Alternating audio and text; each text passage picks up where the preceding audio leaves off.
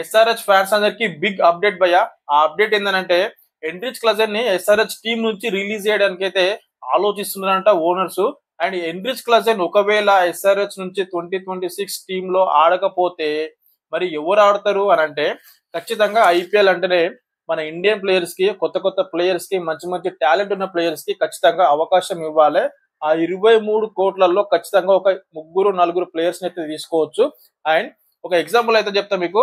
ఖచ్చితంగా మనం ఏదైనా ప్రొఫెషనల్ లో మంచి వర్క్ చేస్తున్నప్పుడు మనకు హై సాలరీ ఇచ్చిరనుకో ఖచ్చితంగా అందరి కళ్ళు మన మీదనే ఉంటాయి. అండ్ ఇక్కడ కూడా హెన్రిచ్ క్లజర్ ని లాస్ట్ టైం 23 crores పెట్టి తీసుకున్నారు కాబట్టి అందరి కళ్ళు హెన్రిచ్ క్లజర్ పైనే ఉంటాయి.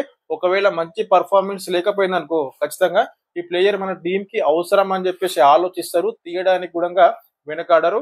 సేమ్ అదే విధంగా హెన్రిచ్ క్లజర్ ని కూడా రిలీజ్ చేస్తే ఖచ్చితంగా మన ఇండియన్ ప్లేయర్స్ కి అయితే ఒక ముగ్గురు నలుగురికి మంచి అవకాశం ఇవ్వాలని చెప్పేసి నేనైతే అనుకుంటున్నా. మరి మీరేమనుకుంటున్నారు కామెంట్ బిలో. ఇలాంటి అప్డేట్స్ ప్రతిరోజు మన నుంచి వస్తూనే ఉంటాయి. ఖచ్చితంగా 2026 ఐపీఎల్ స్టార్ట్ అయ్యే లోపు మనకు 5,000 సబ్స్క్రైబర్స్ రావాలని చెప్పేసి నేనైతే అనుకుంటున్నా భయ్య. ప్రతి ఒక్కరు వీడియో చూసిన ప్రతి ఒక్కరు కూడా సబ్స్క్రైబ్ చేసుకొని పెట్టుకోండి అండ్ ఫాలో అయిపోండి.